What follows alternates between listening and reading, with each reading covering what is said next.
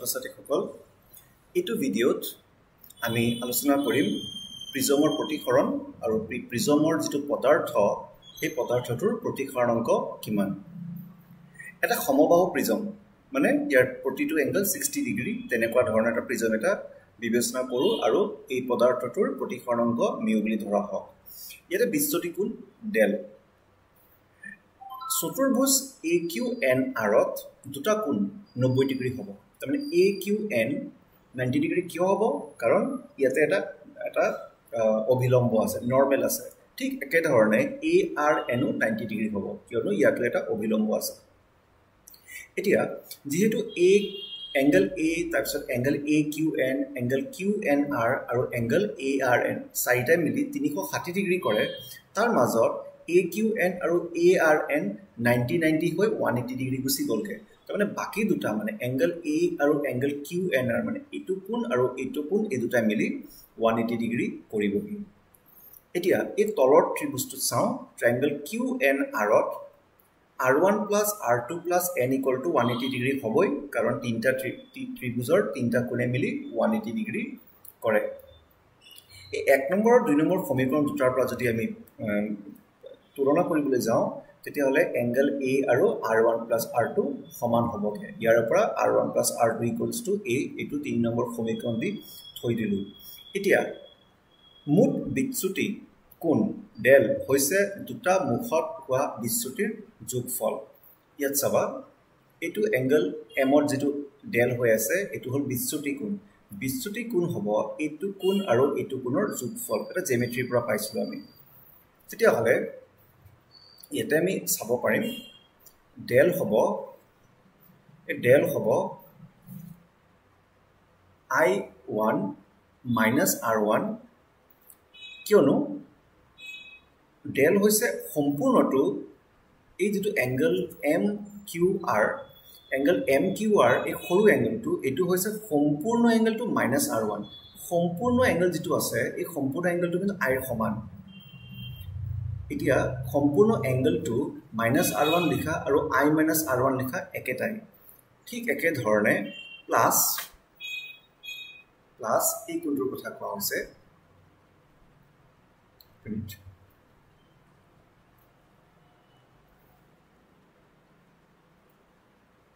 plus এই কোণটোৰ কথা কোৱা হৈছে এই কোণটো হ'ব সম্পূৰ্ণ MRN minus R2 MRN মানে এই কোণটো ধৰিব পাৰো সো E minus R2 হ'ব এই সম্পূৰ্ণ কোণটো সৰি এই সৰু কোণটো তেতিয়া হলে এটো লিখিব পৰা যাব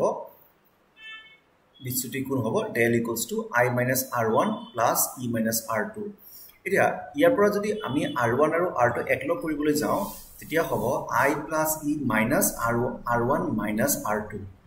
I plus E minus R1 minus R2 তুমি যদি কমন এটা লৈ লোৱা তেতিয়া প্লাস আহি যাব R1 plus R2 তো এই ওপৰতে উলিয়াই থোৱা আছে so I plus E minus a বুলি লিখি দিব পৰা যাব এটো হ'ব ইকুৱেচন নম্বৰ 5 এতিয়া বিচ্যুতি কোণ যেটো আছে যেটো ডেলৰ মানটো পৰিৱৰ্তন হ'ব I ৰ ওপৰত তাৰ মানে আমি I যিমান পৰিৱৰ্তন কৰি গৈ থাকো এই ডেলৰ মানটো সেইভাবে পৰিৱৰ্তন হৈ গৈ থাকিব কিন্তু এটা নিৰ্দিষ্ট ডেল হ'ব যেটো DM যেটো আটাইতকৈ কম মানৰ হ'ব আৰু ইয়াকে কোৱা হ'ব নিম্নতম বিচ্যুতি কোণ এই নিম্নতম বিচ্যুতি কোণ যেতিয়া হয় তেতিয়া এটা সিমেট্ৰি এটা সমতা এটা আহি যায় তাৰ মানে এনে অৱস্থাত কি হ'ব I ৰ মানটো E ৰ মানৰ সমান হৈ যাব I equal to E আকৌ তাৰ লগতে R1 আৰু R2 সমান হৈ যাব আৰু যেটো QR এই QR ভিতৰত যিডাল ৰশ্মি আছে এটো BC ৰ সমান্তৰাল হৈ যাব BC কোণটো এই তলৰ ভূমিটো তেতিয়া হলে নিম্নতম বিচ্যুতি কোণ DM ত প্ৰিজমৰ ভিতৰত প্ৰতিসৰিত ৰশ্মি ইয়াৰ ভূমিক সমান্তৰাল হৈ পৰে লগতে del equal to del M to I equal to E আৰু R1 equal to R2 হৈ যাবগে এনে ক্ষেত্ৰত যেটো 3 নম্বৰ সমীকৰণটো আমি পাইছিলো 3 নম্বৰ সমীকৰণটো আছিল R1 plus R2 equal to A R1 আৰু R2 দুটা যদি R বুলি ধৰি লোৱা তেতিয়া R plus R হ'ব R plus R equal to যদি A হয় তেতিয়া হলে 2R equal to A হ'ব নাইবা R equal to A by 2 হ'ব 3 নম্বৰ সমীকৰণৰ পৰা এটো পালো তেতিয়া হলে 4 নম্বৰ যেটো সমীকৰণ বা 5 নম্বৰ সমীকৰণো ক'ব পাৰি এটোৱে কি দিব del equals to I plus e ঠাইত আমি I বুলি যদি লিখো তেতিয়া হলে লিখিম I plus I minus a এর জায়গাত 2r বুলি লিখিব পাৰিম বা যি নহওক a লিখিব আমি 2i minus a এফালে থাকিলে del তেতিয়া হলে delৰ জায়গাত del m লিখিম বা dm লিখিম তেতিয়া হ'ব I equal to a plus dm divided by 2 আমাৰ হাতত I আহি গল আমাৰ হাতত r আহি গল I আৰু r হলে ইয়াতে আমি স্নেলৰ সূত্ৰ ব্যৱহাৰ কৰিবলৈ পাৰিম